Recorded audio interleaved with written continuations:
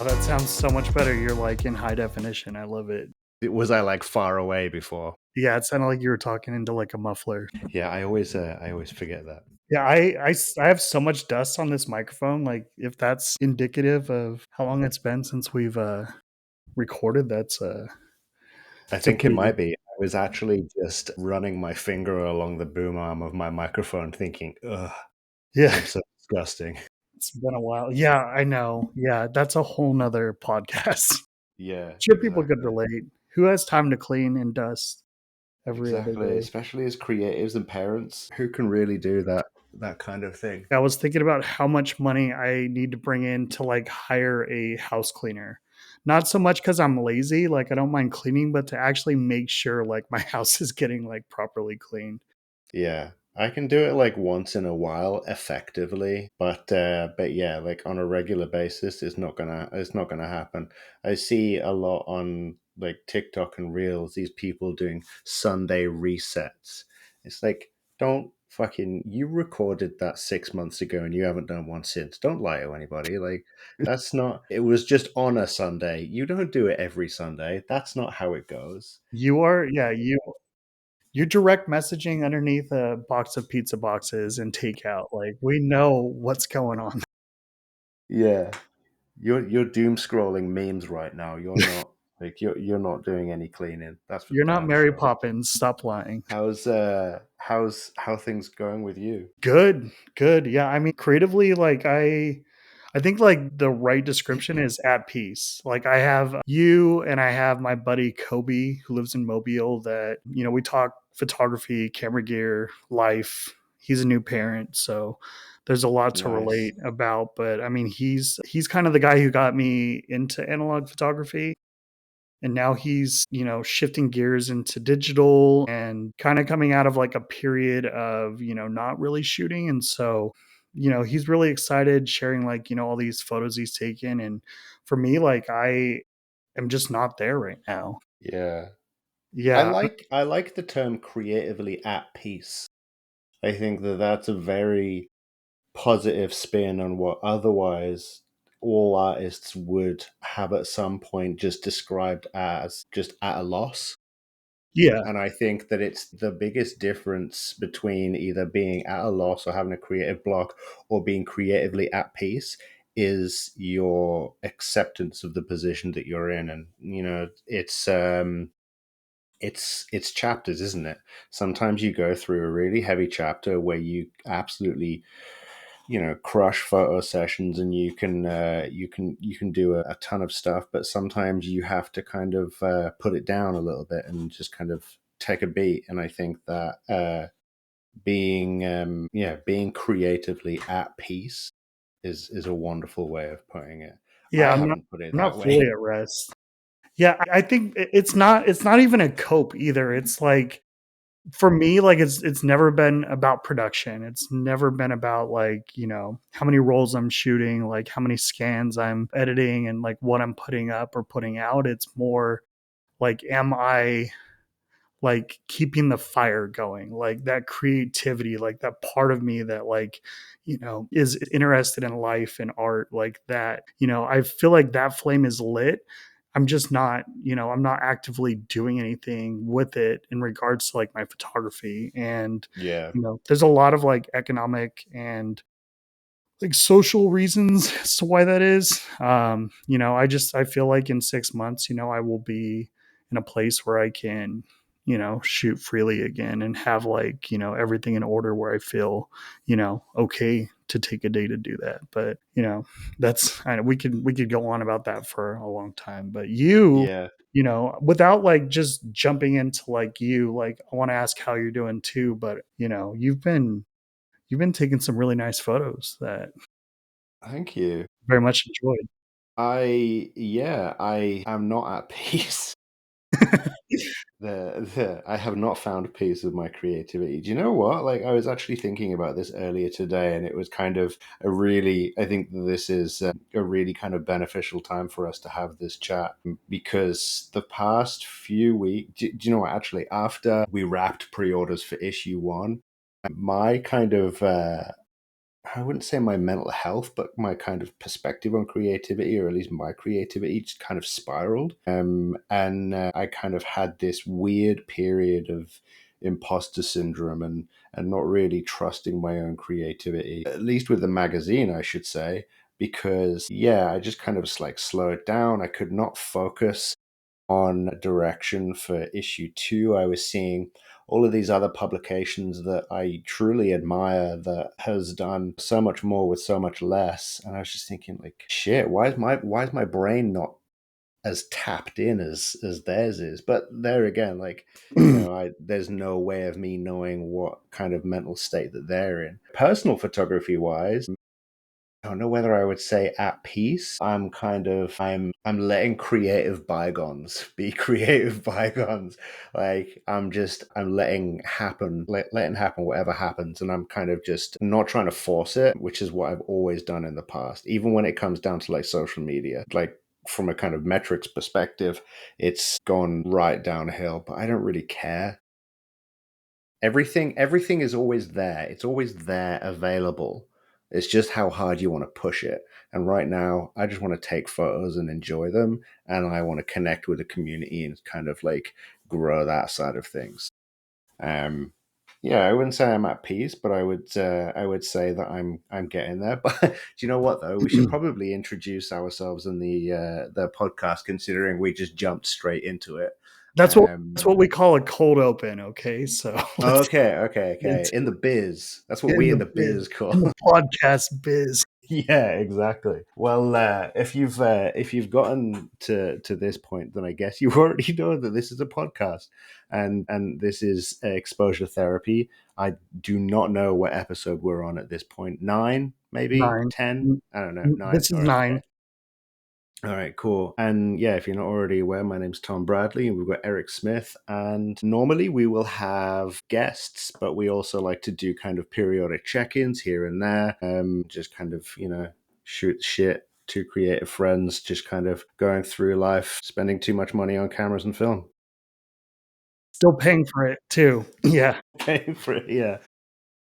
So yeah, now that we got that out of the way, Well, so yeah, you we're brought up you both. brought up 2 things. You said, that you're kinda going through, like, a creative with the magazine, like, comparing Yeah, yourself to other publications, and I do that with everything, it's like that death by comparison where you're just, you'll see something you like, and then you'll be like, "Well, where am I at in this place?" And, yeah, I mean, from an outsider perspective, Tom, like, I see you talking about, like, a photo project, like, I see you taking the time to take photographs, and I see like there's intention behind your work and your process, and yeah, like that's something that I just, I admire that, like I being at peace doesn't mean that I don't want to be out shooting, and I see that you take the time and like you're in your element, and yeah. I I'm just here to encourage. So I don't know. Yeah, we'll I take hope that that if encouragement. everybody else succeeds in their photography, that I will somehow benefit from that through inspiration.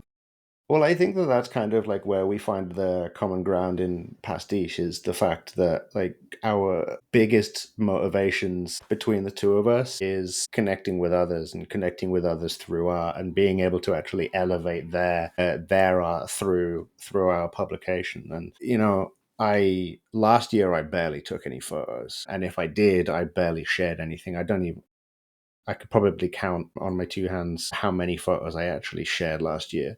Um, and it didn't really bother me because we had the magazine and we were doing a lot to kind of push that. But yeah, like we were saying before, the kind of comparison is definitely a creativity killer.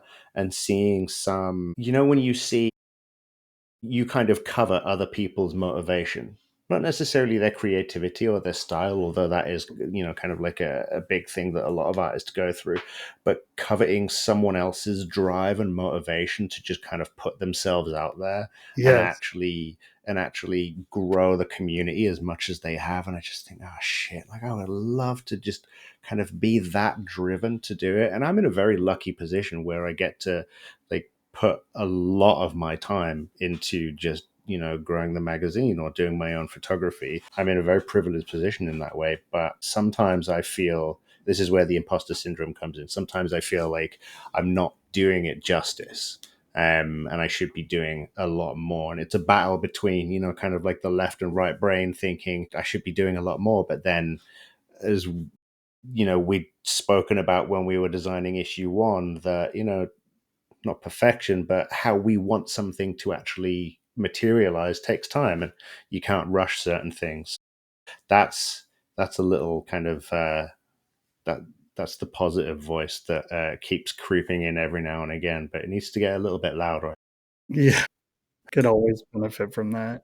Yeah, Yeah, I mean, I've got issue one like right here next to me, and I've gone through it a few times now, and I'm just I'm just so damn impressed with like what we produced as a team. Like it just feels so good in the hands, and yeah, like the artists that we have featured and the interviews, and just like all the thought and design that went into this, like without looking at any of the metrics or like how long it took us to produce it, like this is something that I will be proud of until the day I die. And if I can like find a way to like carry that pride into like whatever life is in store for me after my death, like I will take it, because I love this thing. So, you it's know, a beautiful tangible piece, like collection of art, and I think that it was very, very well curated by everyone on board, and very well designed by Jordan, our designer. It all came together nicely, and I think that it was just a great collaborative work. So I'm excited for issue two, and we have additions coming to issue two, which I'm not going to share right now because they're going to be announced pretty soon. But I'm excited for how the magazine's going to develop. Do you know what it is as well? That I feel like that's kind of like stressful because it's like, oh shit! Like now we've done issue one, what we're going to do with issue two? And I feel like it's some kind of like talent show where every round you got to like top the last one and top the last one. But like it's just, yeah, I think I mean, it's that's just a not the great. way I see it. I love what we're adding to issue two, and I think it's going Yeah, to like elevate our magazine, and I think it's going to like fall in line with like what we've always tried to do, which is like foster a creative community. And yeah. yeah, I don't know, maybe that is like my true position on the team, is kind of like being the check to that. And I don't know, I just feel like if we can come anywhere close to issue one, like we're gonna do amazing. I obviously would like more people to be reached, and for more people to Hmm. read it and experience it, like not just digitally, but like have the physical copy in their hand. And that's a big goal for issue two, and even residually from our issue one production. We're still going to have a few copies in the Bay Area for people to browse through and purchase if they want to. And that's another thing we're Yeah. going to announce. So yeah. I want that to be a thing for future ones as well. But yeah, that's where I am creatively anyway. I'm resting just above idle, and I Just think that above at that's peace. I'm like so close yeah. to I'm just creative just death. yeah. I'm RIP. just I've got a bit of traveling to do, but I'm getting there. It's not a bad place to be. I think I just have to appreciate it from time to time. I've been going through the rounds of like whether or not to buy a digital camera again, just Dude. because like shoot digital, and my buddy Kobe's shooting digital now. He's got a Fuji as well, and Or like yeah, where the Fuji X100. no, it's not it's the X Pro. That's what it is. Okay. Yeah, Yeah, nice little rangefinder. Those are yeah, those are nice. It's funnily enough, I've been looking at medium format film cameras, which ones? which I'm still into the Pentax. Still the Pentax 645N, just because I want the autofocus. Mm. Because I don't want to do all of the heavy lifting. I want the camera to do most of it for me. We've been talking about Yeah, the Pentax camera for 645. like over a year, I want to say, because we did discuss it. Like when Yeah, I looked at that camera before too. it Yeah, just looks pretty it's like what is it? Like foolproof. As a it's an as a decent camera, it's pretty foolproof. I would say it's an underrated camera. Like as far as like um the the quality of the actual camera build and like the Mm, ergonomics, but also like the the quality of the photos that it produces, like you're getting like damn near the same quality you'd get from like a Pentax 6.7 or 6.7 II with a Yeah, nice yeah, handheld camera. yeah. Or the Fujifilm 645. What is it? The GS 645? I'd probably get one of those as well. Wait, that's the digital, isn't it? That like No, that's the Fuji GFX. mm, So those ones are so the aspect ratio of the GFX is a little bit smaller, but it's still medium format. But you've got the one that I've been looking at is Fuji GS 645. yeah, yeah, yeah. I think the wide, because I do like wide, and wide on medium format just looks perfect. That's how out of the game I am that I forgot about that camera, but that is a yeah, Yeah, that's a quality camera too. And it's like yeah, I would compare it to like the Mamiya 7 or like the yeah. Mamiya, 6, but it's, like a fraction of the price and you're still getting like some really nice.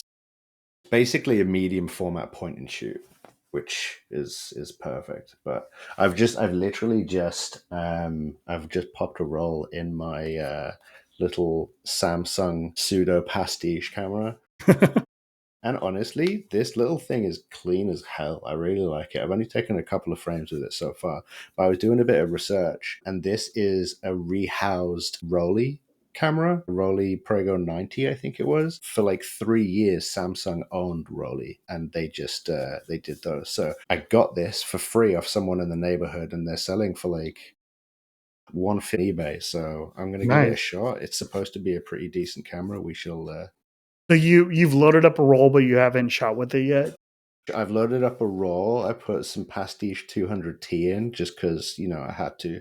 Might Uh, as well, yeah. I've taken like two little test shots in on it, and yeah, so far it works. I had to get some batteries off Amazon, but because they were the dumb little, what are they, like CR 123 ones or something like that. But Yeah, I have so yeah, many of those, and I currently have no cameras that take those either. So, but really. I have like a pack of like 20, something ridiculous. I But feel like that it's solely for either smoke alarms or these point and shoots. Those are are the only two applications for those batteries. remember when you showed me that, and I said it reminded me of the gosh, which camera? The Yashica, T4. the T4. Yeah. Yeah, I had one of those, but same deal. Like in the '90s, like Kyocera bought them, and Okay. so like they repackaged the Yashica. I think it was the T5 and made it like a Kyocera camera. But Okay.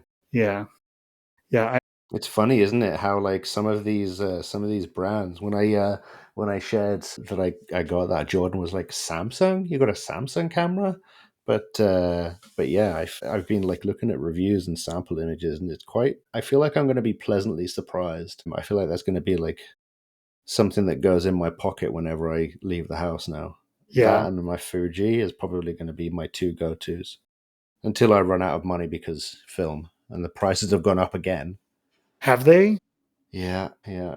Was it Kodak and Ilford have put their prices up again? They literally just announced a new price hike. I don't know what it is, but they've just put them up. It's the two constants in life. You know that your landlord's going to put your rent up. Kodak's going to put put the price of film up. I'm very fortunate because I have so much film that I have not shot. So, but I try not to shoot expired film. So I kind of got to like toe that line of, You shooting gotta a fresh balance. roll and not like Yeah, breaking the bank trying to re up on film. yeah. Remember the days where like drugstores would sell their own film like really really cheap? Mhm. Those were the days. Or you could get them out of disposable cameras because the film was expensive, but disposable cameras were still pretty cheap. So you just buy a disposable camera and just kind of like pry the film out of that instead. I've actually never done that. Have you not? No. No. That's something that I did a couple of times, but yeah, then Kodak put the prices of those up as well. Yeah. Um, I can only see it going higher, but I don't know. It's like one of those things that I just feel like I'll never be priced out of. It's just like something I have to like factor into like how I'm mhm. shooting and what I'm shooting. And I don't know, it's like more motivation too to like maybe pursue, photo jobs, at least on the side. I don't think I'll ever be a full time photographer, but I do I those tried kind it. of It work. wasn't for me. I don't know. That's like it's one thing being creative. It's one thing being creative and business minded too. Like and do those things Yeah. play together? How do they work? And I just feel like those things, full time would never work for someone like me. Yeah, creativity as a service is a different experience, and doing it as an employee of someone else's company, I feel like it would be less, less of a difficult experience. But trying to build a business, being a creative as a service, just I have a lot of respect for people that can maintain their level of, motivation for their own personal projects while doing that. Like, I just could not do it. But I'm also really shit at marketing myself, so. I wasn't really getting a lot of work Well, that's why anywhere. we have the magazine. We don't have to market ourselves anymore. We can market Yeah. the I'm magazine. I'm gonna it's gonna get big enough. I'm just gonna put like ads with just my face on saying like hire me for some shit, and then hopefully I'll get work that way. We can incorporate classifieds into our future Yeah. magazines. Well, we've been thinking about doing stuff like that, haven't we?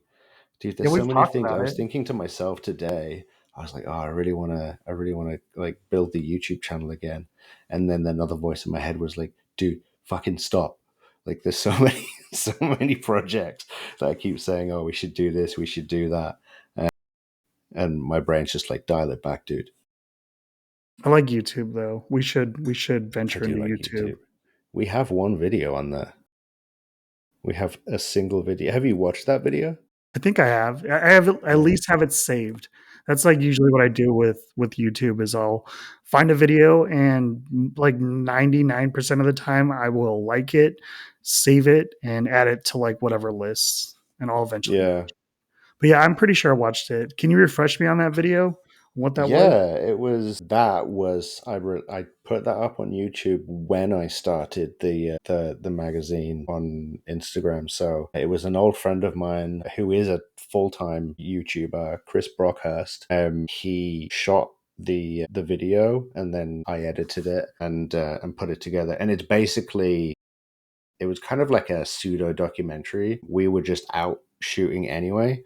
Yeah, he just shot footage of me and I decided to like turn it into a YouTube video. And I did like a voiceover of it and stuff. I don't think I've Um, seen that. I was thinking it was like promotion for issue 1. That's what I was thinking, but maybe no, no, no, no. This was like 3 years ago or something. what? How do I not know Yeah. about this? I'm looking it up But on yeah, YouTube right now. Honestly, Here we are. I like not. I mean, I didn't shoot it anyway. I just edited it, but I thought it was a really good video. But there again, shout out Chris Brockhurst. He's a very good videographer. 39 subscribers. We've made it. You just got a new one from me, so I wasn't Shit, even yeah, subscribed. How sad for me. Yeah, we should 100% do videos. Like, I definitely. would love to, like, tag along virtually on your downtown photo missions, and yeah. Absolutely. Well, this is the thing, right? I wanted to do like POV stuff. This I was gonna do. Podcast listeners are gonna hate me because I'm opening drawers and all kinds of shit right now. But like, I've got like my like little camera that I Oh, there was we gonna go. put on. I was gonna be like all Faisal Westcott on it and doing like POVs and all that kind of stuff. And then that creative motivation just went away. And I mean, yeah, that maybe that's, yeah, like, gonna be that's something. exactly how I felt about it. But like that, I think that should be like a big topic for like our 2025 episodes is like reframing our thinking because like I mean, we're two of five, six Six staff now. members on Pastiche, Yeah. and like what we're planning to do and how quickly we're looking to put out this next issue. Like, I mean, that is a undertaking in itself. And then, add in being a photographer and shooting things that we're interested in and developing projects like that is, Yeah. quite a load. And yeah, I also like would love to see us do some more YouTube videos. And yeah, I don't know, maybe we can make a goal for that. Do you know what it is? Something that I'm really kind of, and yeah, I am 100% of the same mind. But something when I first started Pastiche, when it was just me and, growth was an alien concept and I didn't really do fuck all with it for like 2 years, I was adamant that it had to be a particular way, otherwise people wouldn't give a shit. Like polished Mhm. or, of a certain level. And I'm not saying that like, done is better than perfect, because that's contextual. Sometimes it is, sometimes it isn't. But done is better than nothing. And actually getting something out there, even doing, like if we're doing like a 10-minute podcast episode or something, it's connection, Yeah. right? It's, as long as it's something that is meaningful to us or to, to the people making it, it doesn't really matter, does it? And I think that that's the mindset that I have now that I didn't, which means that I'm more comfortable with, just sitting in front of a camera and talking shit for 10 minutes and then putting that out on a YouTube channel. You never know. We might get millions of subscribers. Someone might can I mean, yeah, I see a lot of value in. I mean, we've been talking for 29 minutes, and what was our goal to do a 30-minute episode? We had no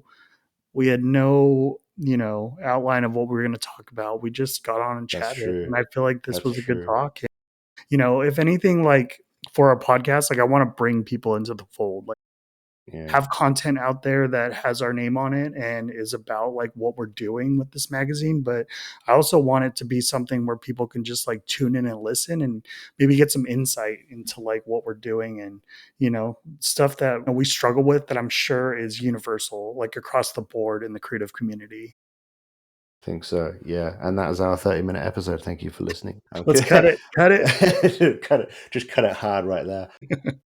Yeah, honestly, making sure that we just do stuff that engages with others, that's all that really matters, isn't it? And I think that we've done a pretty good job of doing that. That's the kind of positive side that really, like, you know, imposter syndrome can be really crippling at times, and it's that part of my brain that is really doing a pretty good job of keeping me just above spiraling into imposter syndrome those during those periods. So but I also think each year that we've been doing this has been a much more positive experience for me, and it's actually allowed me to be really in touch with my creativity. For like 2 years prior to, like, for the past 2 years I should say, I've not liked my photography because it wasn't how I was doing it before COVID, if that makes sense. COVID kind of changed the way that I was doing it because obviously you have to change and adapt. And I really liked where it was going. And then it just flipped, and my style went from, choreographed and stylized to, street and documentary. And I didn't really understand it. So I hated it. But now I'm really appreciating it. It's not perfect. It's not changing the world or anything, but I like it. It has your So yeah. it has your signature on it. Like, I mean, I know you mostly as a street photographer, and when I see Mm. like, your photographs pop up on feed, I know it's you, and that says a lot because, there's a lot of street photographers that I follow, and imposter syndrome, like it's one of those things that I don't really talk about, but I experience it at levels.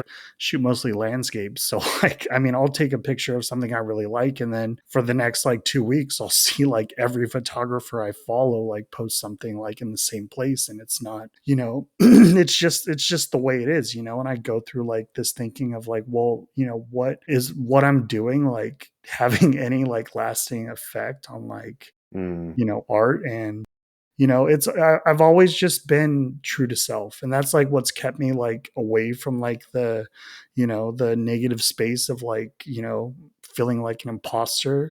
I i just i know that like what I shoot interests me, and if I'm gravitating towards like shooting something where I'm like, oh yeah, this this would get like the right engagement, or this would like make me, something I want to be. Like it just something I'll pause at that, because I always want to be true to self. Like if I see like a pretty sunset, or like, a nice composition that interests me, it's like something I want to Yeah. shoot. And 9 times out of 10, it's not something that, I'm going to be like, wow, that is a fantastic photograph. Like that is something that was going to stand the test of time. I don't think that at all. I just, if I took something that I'm proud of, that I find somewhat interesting, and I think it's visually appealing, I feel like I did a good job, and I'm good with that. But it's tethered in that idea that I was true to self, and feel like that is, I mean, at least from outsider perspective and knowing you, I feel like you shoot street, and you shoot street like in a very specific way. And, the subjects you use, even though they're different, they all fit into the framework of a Thom Bradley street photograph. And so Hmm. I don't know, I dig it, man. I get it. I get the imposter syndrome, but I also think that you're doing you, and that's good. I respect it. Do you think imposter syndrome was really an issue for artists pre-internet?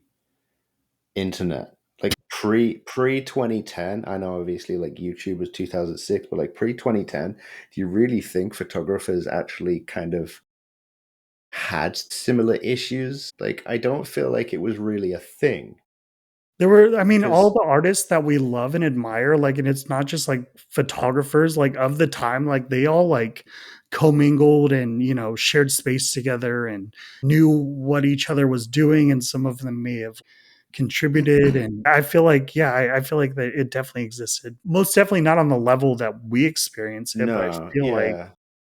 I feel like it's something that is not unique to our time. It's just, it's way, way more prevalent. I think there's a Yeah, lot more artists now. especially when, as you say, like being around each other and collaborating, or at least just creating, near one another, it's much more tangible. So you're not just seeing it on a screen. I think that even if, like, if I see your images on Instagram, it's still somewhat anonymous.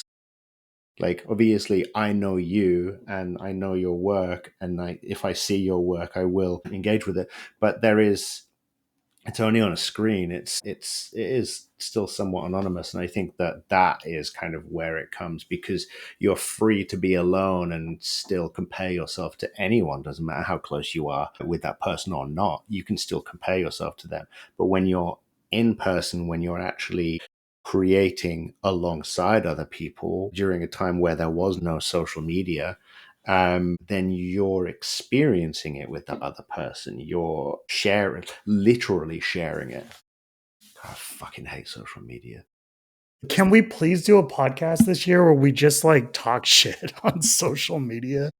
Mate, I would absolutely love that. The irony of it is that social media has opened doors for me and so many others that I know, but Yeah, I mean, it's it's not like hate the game, it's just like there are so many barriers, and so like I feel like there are so many people, hopefully that listen to this podcast, but at least like are a part of our community, or that we know of, that like are experiencing the same shit, where they're like looking at yeah, their screen and just getting so discouraged by like the constructs that are, inhibiting them from making the art and being the artist they want to be. Like, yeah, I don't know. or just being sucked into scrolling. Do you know what? Okay, two things to completely obliterate your side of the conversation for a moment. Do it. Two things that I have discovered that has been amazing for me, um, has not made me a better person in the slightest. It's just an easier way for me to consume media. One, all of my notifications are off on my phone, unless it is my alarm, obviously, my phone and my text. Everything else is off. I don't have notifications on my phone. Because I found, especially when I was more active on my personal and more, when it was just me doing Pastiche, I had notifications on and it would just be pinging constantly. Not mine. No one gave a fuck when I posted, but like when Pastiche posted, it would be pinging. That's the only And notifications I get now. uh, and yeah, so I just turned it off, and it helps me to at least switch off when I'm not looking at Instagram. The other thing, which everyone probably already knows, but I didn't until recently, and you're on your just the feed when you open up Instagram. When you tap Instagram and hit following, it comes up with a chronological order of your feed. Well, that's pretty cool. I didn't know that. I am absolutely 100% late to the game, and I would say 90% of the people that are listening to this right now already know this, more than likely. But for those that don't, it has drastically improved my experience of seeing stuff, and I also see less sponsored posts Well, as I'm that's going cool. through. Yeah, that I can't stand. I can't deal with the sponsored posts because I will click on them. I'll be like, "Oh, that is cool. Like, I want to know more about this." And I'll click on it. I'll be like, What am I doing?" Like, not And only then like, Instagram's like, yes, I "Yes, got you. send him 20 more." Yeah, Personalized marketing works. no, And you're just like, shit. I am a sucker for that stuff. So yeah, that is You're actually something I susceptible. will do. Yeah, Yeah. I am like I do not purchase shit I see on Instagram anymore, which is like something I've been doing for like over a year now, and it's like saved me quite a bit of money, but I still am interested. I'm just like, oh yeah, I mean, like, let's just indulge this for a second, like, Yeah. do I need this like weighted anxiety blanket that was like made in like Sri Lanka, like has like 5,000 5-star reviews? Like, While you're having a panic attack on Instagram trying to yeah, decide whether to buy it or not. I'm like, yeah, it's yeah, I mean, I'm a sucker for it. So no hate, like, there's no hate at all. It's just, yeah, like you said, it's a No time hate, suck, just and shit it's talk. like not great to I don't know. I try not to doom scroll. Me being a father and like just a priority of like wanting to like spend quality time with my son. Like, I'm only picking up my phone when I'm taking like just, ridiculous photos just to like, document like, I, did this with my son today, or like my son looked like this, or like how silly like something is, or like, Mm. yeah, I try to stay off my phone. And then at work, yeah, the notifications, like, I really should turn those off. Like, people have been sharing that, like, sage advice for years with me about how they turn their notifications off. Yeah. I have all of them on, like, I want all the notifications, and, yeah, You just want to be notified whenever I'm sending you 60 reels yeah, I in actually do. one go. If like, we are way off of like the creative topic, but like No, the I know. thing that like I feel the most regret about is when I don't get back to my friends who sent me memes, where I'm like, man, I have not opened this guy's messages for like 3 days, and I've got like 50 reels. I have no, please, friends who are listening to this, send me all of the memes, all the reels. Like, I love it. I wish I could watch them. I'll do my best, but Yeah. yeah, I don't In all know. fairness, I'm 3 hours ahead of you, and I generally look at reels and then send you a shit ton of memes at like 7 o'clock in the morning Eastern. And I'm just thinking to myself as I'm just continually just sending them all through, is this waking him up at like 4 o'clock in the morning? No, But I just continually do it anyway and think, no. well, if I am, at least he's got a lot to consume at 4 o'clock in the morning that he's I going to have the enjoy. same thought because, like, I'll be up at like 11:30, and I'll be like, Tom's getting these at like 2:30 AM. Like, am I A, disturbing him? Probably not. But like, B, am I like exposing myself as a complete madman, like night owl, looking at like deranged shit online and sending it to my friends? Yeah, I It's been think we've established. already shared the deranged sides about ourselves quite early on. But no, I can categorically say I am flat out ignoring everyone when I go to bed because my notifications are off. So yeah, I'm safe. That's good. I'm Yeah, glad you're this honestly did turn into a episode of shit talking and good. doom Good. We scrolling needed to get episode. it out of our system so that we can focus and be productive and be leaders in the creative space for the rest of the Yeah. year. Now I'll we're wake up in the morning free. after this and I'll be clear headed. All of the creative ideas will just come flowing through. Issue 2 will be planned in 45 minutes. I like it. I mean, let's manifest that. Let's do it. I guess the whole plan was to kind of briefly go through what we're expecting or what we're hoping to manifest for 2025, and we did not touch upon that. one little bit. So let's why don't we chat about that very quickly, just so it's been a bit of a productive episode. I mean, yeah, how detailed do we wanna get with this? I think we can I think we can kind of touch upon a couple of things. Okay, so I'm not going to talk about specifics with issue 2. Okay.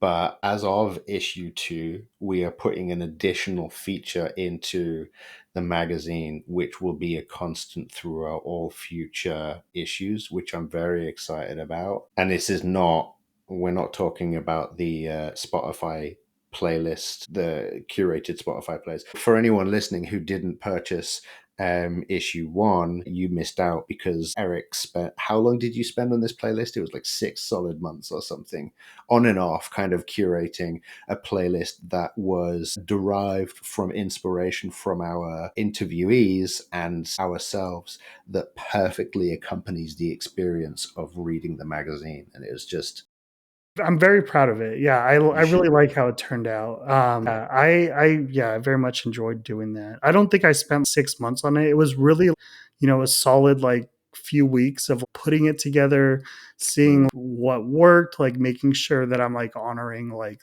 the inspiration and the suggestions that I got from our interviewees.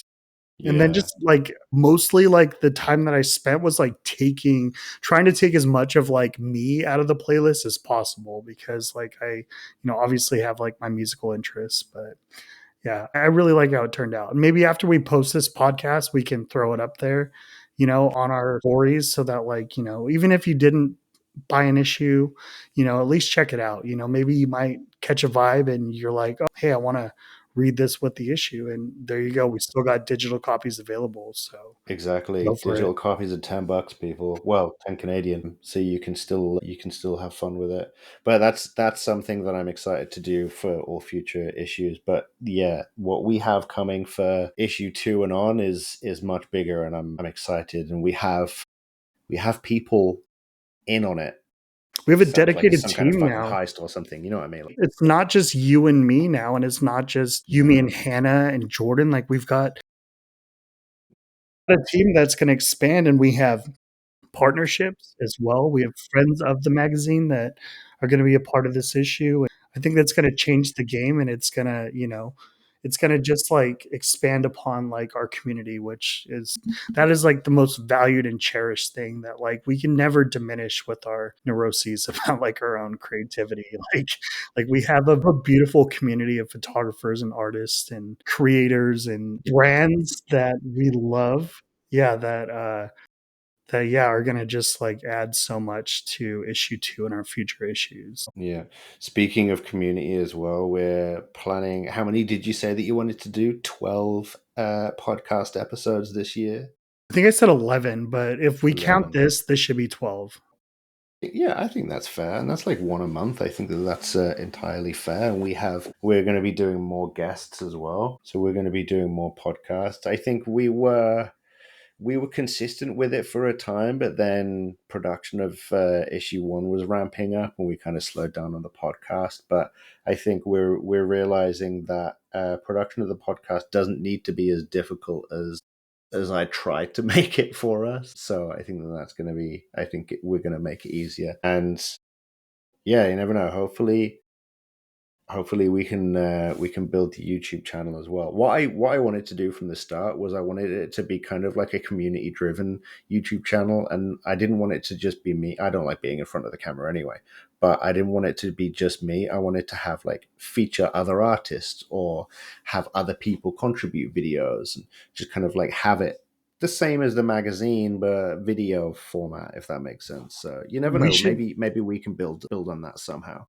I like that idea of having like guest contributors, like where we could I mean just throwing a name out there, but Brian Brock, like I love his YouTube videos and how Yeah, cool yeah. would it be to like, invite him to like create a video on behalf of Pastiche for our channel. Like that would be Yeah. cool.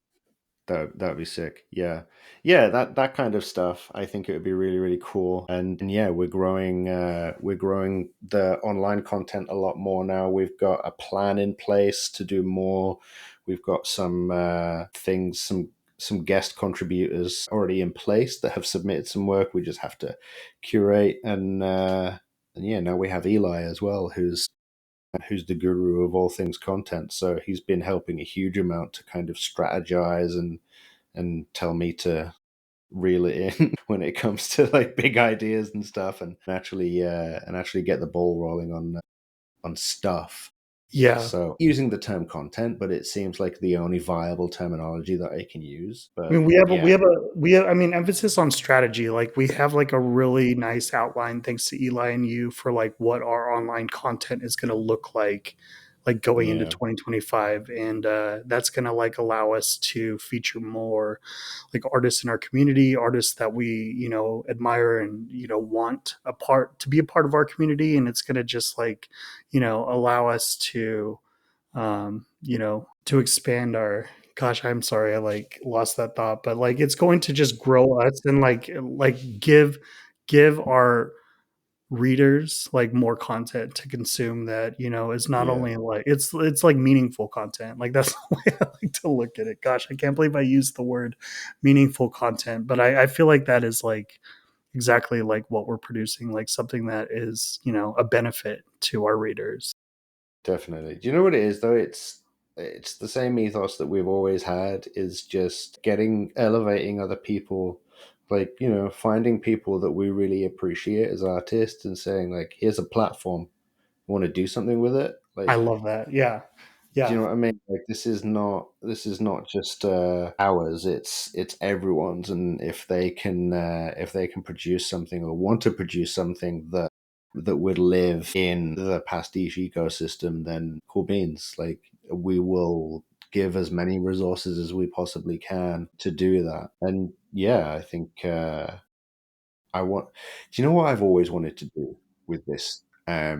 And maybe this will materialize in the future. I'm not going to talk about what you and I have been talking about doing for quite a while, because that's not for this episode. But I've always wanted to be able to sponsor someone else's creative idea, if that Hmm. makes sense. Yeah. Like, someone has an idea for like a spec project that they want to create, that like, help produce it in some way. I don't know. Maybe we can manifest the ability to do at least one of those in 2025. I have to focus on it not costing me money first, Yeah. and actually, make a dime. But yeah, I really want to be able to actually kind of, you know, open something up in some way where people can submit their ideas and we can somehow sponsor it. I don't think that's too big of a goal, just based on like what Yeah. you've done really to like expand. Like I like how you put it, like the pastiche ecosystem. We have our webpage, we have our online content, we have our socials, we have our podcast, we have the physical magazine, we have like all of these channels that allow people to share their work. Yeah. You were talking about it, and it was like back in the conversation about artists before social media and how they were sharing their work in public space, and it was like printed and people weren't getting previews of it, maybe a brochure, but like they're actually experiencing the art, in person. And I like the idea of sponsoring a project, a spec project, or like we've talked about a gallery, something like that, where it's like, hey, we really like your work and we want to showcase it to your community or our community.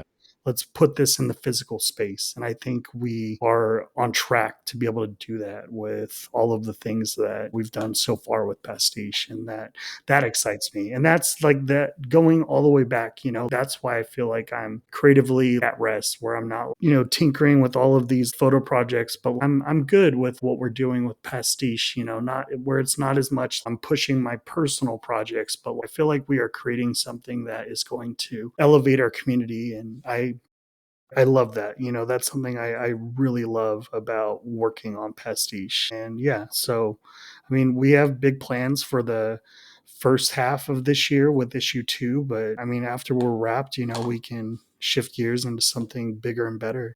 Definitely. Yeah. I think, yeah, we've dialed in the plan for issue 2. We have not locked in features yet, but I think that we're very, very close to doing that. So yeah, maybe we should before I say too much, maybe we should just leave it there and and save some updates for next. Well, mind you, the next episode, the issue 2 will already be announced, so some of our secrets will already be. Yeah, we can Yeah. keep some of it close to chest, but I'm really looking forward to like getting submissions for issue 2, which is coming soon. And yeah, I feel like Yes. we're not revealing too much by saying that.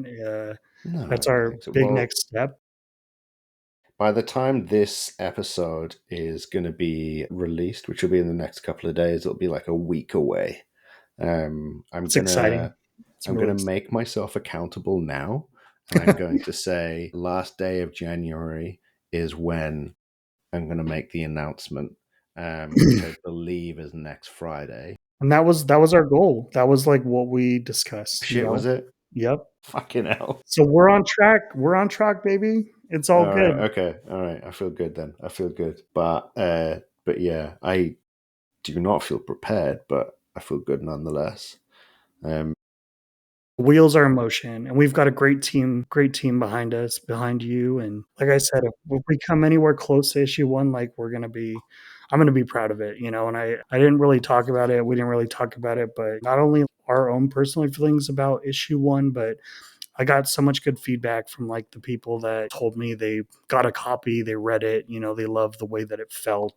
You know, it's just a Yeah, testament even to down our even team. down to people saying like, "Oh, just the feeling of the cover. I loved just holding it." And I was just like, "Yeah, that's exactly what I wanted to hear." That was just that extra touch that we put into the magazine, which I really really like. So yeah, I'm happy about it. Yeah, let's Thanks for reading our magazine. Thank you for yeah, thank you, everyone. Thank you. Just thank you for existing within the pastiche community, whether or not you did or could get a copy, because I know copies were limited to North America. Print copies, digital copies, you can get anywhere. But yeah, like whether or not, just thank you for being around and just paying attention to this project that just started out of a little, what would you call them, brainworms, just a little thought in my head that just wouldn't go away, and then Yeah, I mean, before I was ever a part of Pastiche, like I was excited for Pastiche. I enjoyed talking to you about Pastiche and like, your ideas and like everything behind it. And yeah, I feel like it's grown into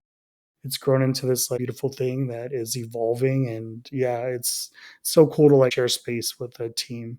And yeah, I think we've talked about it, but we really need to schedule a podcast where we have the whole the whole Pastiche team. team on, Yeah. because it'd be great for everybody to meet them. And you know, we do share some things about Hannah and Eli and Jordan, and it'd just be great to have them on. Yeah, I'm telling you right now, I'm not editing that one. I better 5 or learn. 6 tracks would be a fucking nightmare. We'll all have to get together in the same space and record it. Yeah, yeah, it'd probably be ideal. But yeah, we will do. Yeah, I think we should I, end it there. I Our think goal so was a too. 30-minute podcast. 1 hour of shit talking later. I think we did a solid episode. So thank you everyone if you made it this far. I appreciate you. Next episode, I think we have a guest locked in, but I'll have to check my notes. But there will be a guest anyway. So yeah, tune in next time. Thank you very much.